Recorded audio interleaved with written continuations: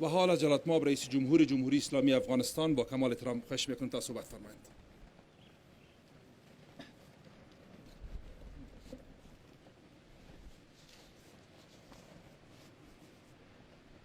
بسم الله الرحمن الرحیم.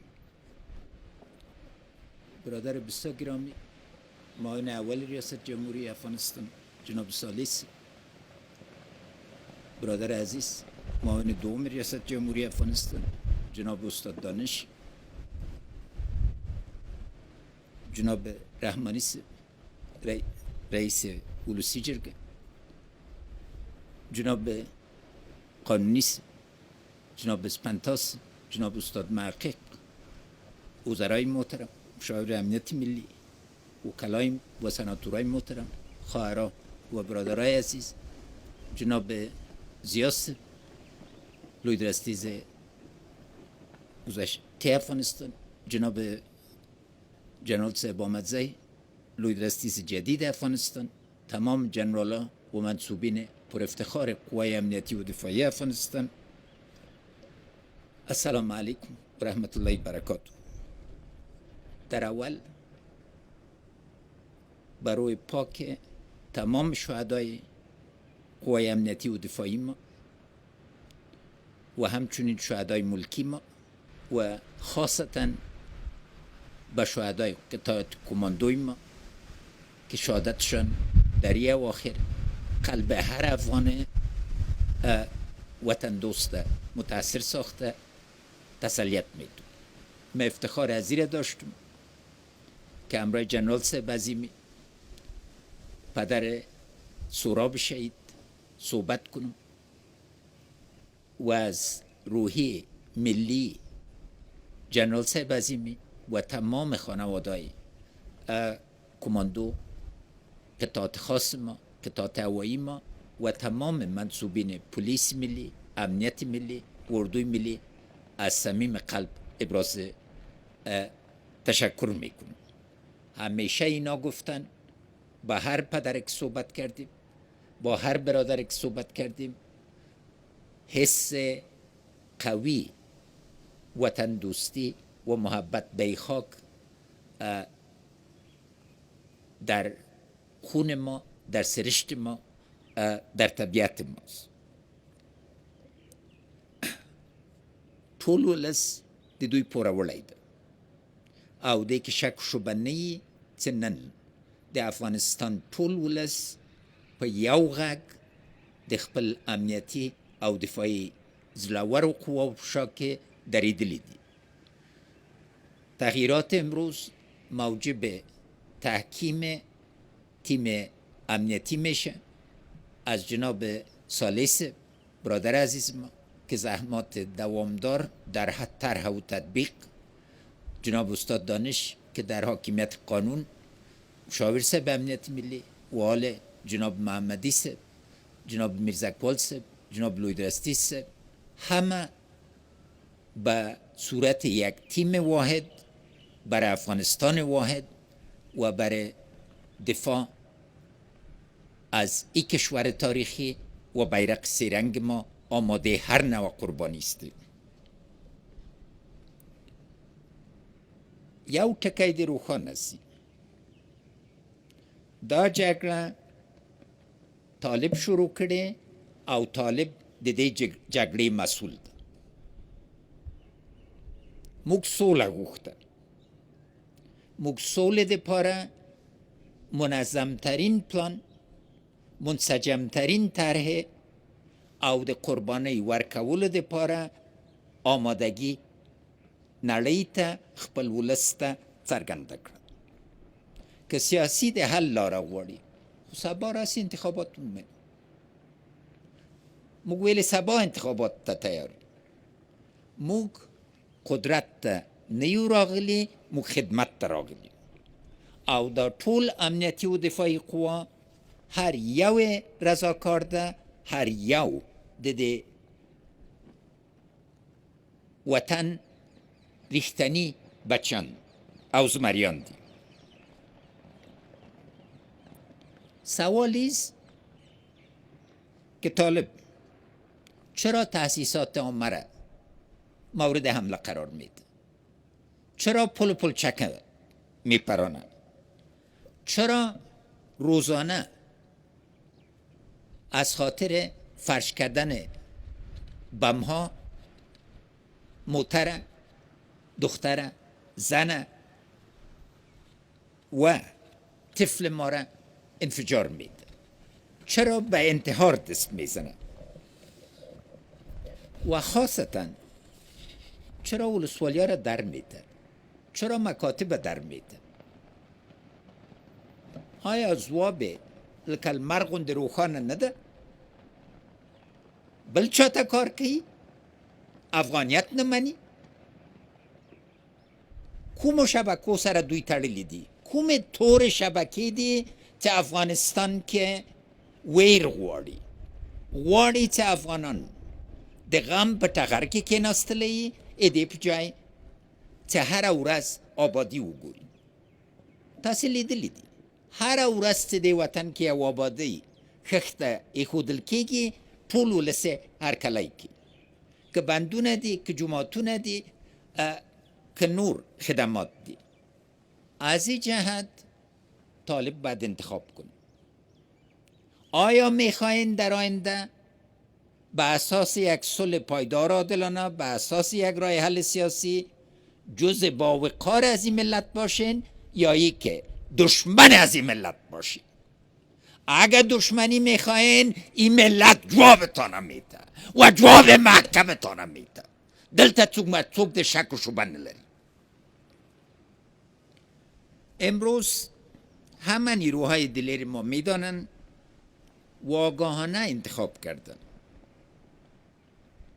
هر کدامتان میفهمین که شهید شدن در راه کشور افتخار است. اما ما زندگی میخوایم، ما مرگ نمیخوایم. کل هدف ما ایست که همه با هم زندگی کنیم و ضرورت واضح است که یک گفتمان ملی و یک گفتمان منطقه‌ای و بین‌المللی در سر کشور، منطقه و جهان پیاده شود که بگوییم آیا 43 سال بس نیست؟ تا چند یک کشور به عظمت از اساسی ترین حق که زندگی مشترک، که حق صلح است، محروم باشه؟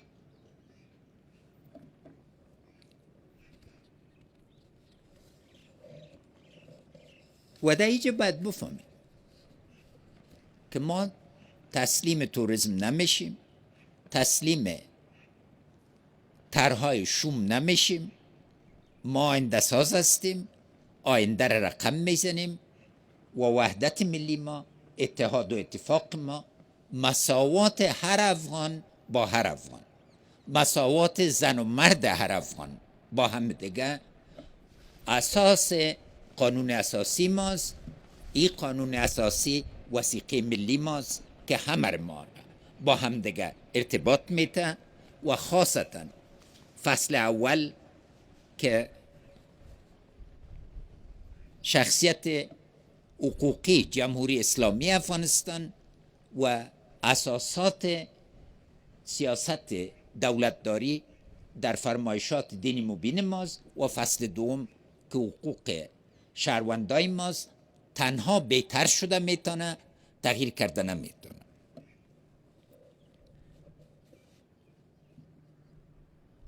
او روزانه قوای امنیتی و دفاعی ما حماسه میافرن.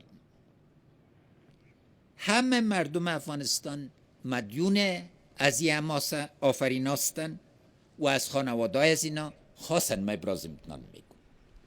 تمام ملت افغانستان باید دست به دست بده که پشت توجه واضح به خانواده شهدا و زخمیا و معلولین داشته باشید.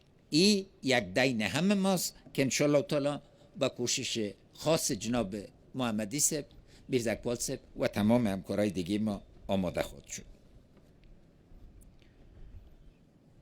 ایموگ امنیتی و دفاعی قوا در افغانستان د ملی وحدت ممثلین.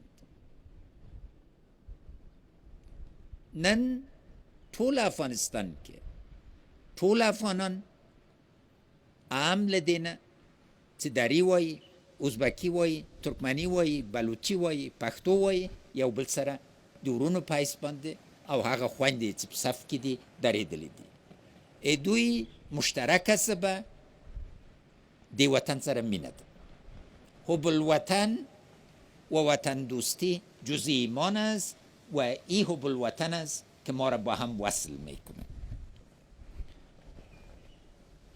بنابراین قوای امنیتی و دفاعی ما مصمم هستند، تمام مردم افغانستان مصمم هستند و سطح رهبری که از منصب اول دوم خواستن ابراز امتنان میکنم که اتحاد واضح و مشخص داریم، مصمم هستیم که ما تسلیم جبر نمیشیم و وحدت، همدلی و هماهنگی بین تمام اقوام افغانستان و تمام اقشار افغانستان تقویه خواهد شد. موږ د یو مسئول نظام او مشروع دولت په اساس د جنگ په ډګر کې ټولو نړیوالو بشردوستانه قوانینو ته ژمن یو. موږ د جګړې له اسیرانو سره د قانون مطابقت چلند کړی. موږ ته ګورئ او دوی ته ګورئ. سلها نفره د محکمې لخوا په اعدام محکوم سوي موږ ژوندي ساتلي چې سوله به راسي او ټول افغانان به یو بل ومني. دا چلند چې دوی په دولت آباد کې زموږ کماندوګانو سره وکړه په کوم اساس، په کوم عرف او په کوم اسلامي فریضې کې جای لري. او دلته ټول باید پوه سي او اوس د پاکستان علماو هم دا ومنله تېرې اونۍ کې چې دا جنگ مشروعیت نه لري. هیڅ ډول مشروعیت د دوی د جګړې دپاره نه ده پاتې سوی او که قدرت غواړي خو لاره د ولس رایه ده. دوی ته ګورئ، پوځیانو په کورونو کې برید کوي، لاړ سئ د ارغنداب له ولس نه پوښتنه وکړئ ولې درې پولونه چې له 10 تر 40 میلیونه ډالرو نه ډېرتر ورباندې لګېدلي تاسې الوزوئ؟ ولې هر کور کې بمونه ږدئ؟ او ولې د ارغنداب شنې کروندې په غم باندې بدلوئ؟ ملکی تلفات ولې ومنو؟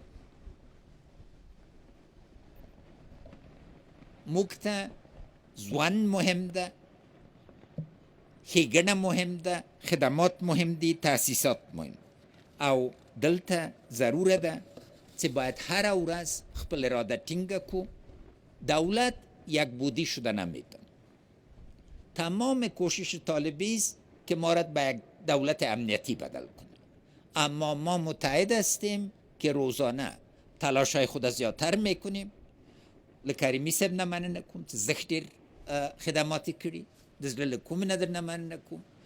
حیات صاحب دې دوام ضرور ده او باید موږ ولس ته وښیو او داسې ولایت نه ده چې منځ کې هره میاشت کې لسها پروژې پلې نیسي. دا د افغانستان د ولس غوښتنه ده او مخکې ځو. مخصوصا نقطه که توجه تمام دنیا را میخواهیم استعمال ماینها طرف طالباست. یعنی چی رقم حرکت سیاسی است که وقتی که سر کم کردن خشونت گپ میزنن میگن ما دیگه موتر بم روان نمیکن. دنیا باید آواز رسای ملت افغانستان بشنوه که تمام حقوق بشری ما زیر پای گذاشته شده و این قابل قبول نیست. دنیا به طرف مردم افغانستان و طالب به نظر بیطرف نگاه کرده نمید. ما صف اول مبارزه با تروریسم بین المللی بودیم. از حضور 20 ساله و کمک های قوای بین المللی ابراز امتنان میکنیم. موفقیتشان به برگشتشان با آغوش خانوادهشان میخواهیم، اما فصل نو همکاری ما شروع شده، وسیع میشه و خاصتا در منطقه امروز ضرورت واضح است که منطقه درک کنه که یک افغانستان باثبات موجب رفاه و ثبات و امنیت منطقه است و خدای ناکرده یک افغانستان بی ثبات تاثیرات در قدم اول همسایه ما و بعد از اون منطقه و دنیا خود دیدن.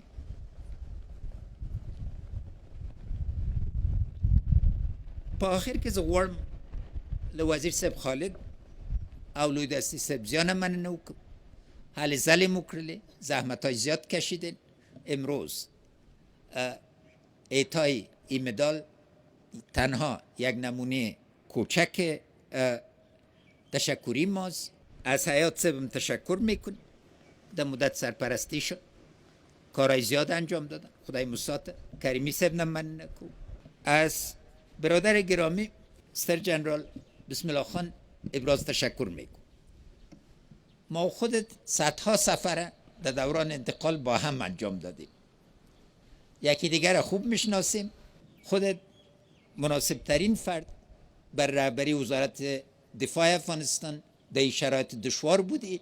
از صمیم قلب تشکر میکنم که تقاضای مرا لبیک گفت و اطمینان دارم که با کمک معاون صاحب اول و تمام کمک محب صاحب و اعتبار بزرگی که در بین قوای امنیتی و دفاعی افغانستان به حیث یکی از بنیانگذارای اردو و پلیس ملی افغانستان داشتی و وجه جهادی خاصی که یک سرمایه سیاسی و معنوی برداده، انشالله تعالی مشاهد تغییرات خود باشیم که در بیانیتان ذکر شد.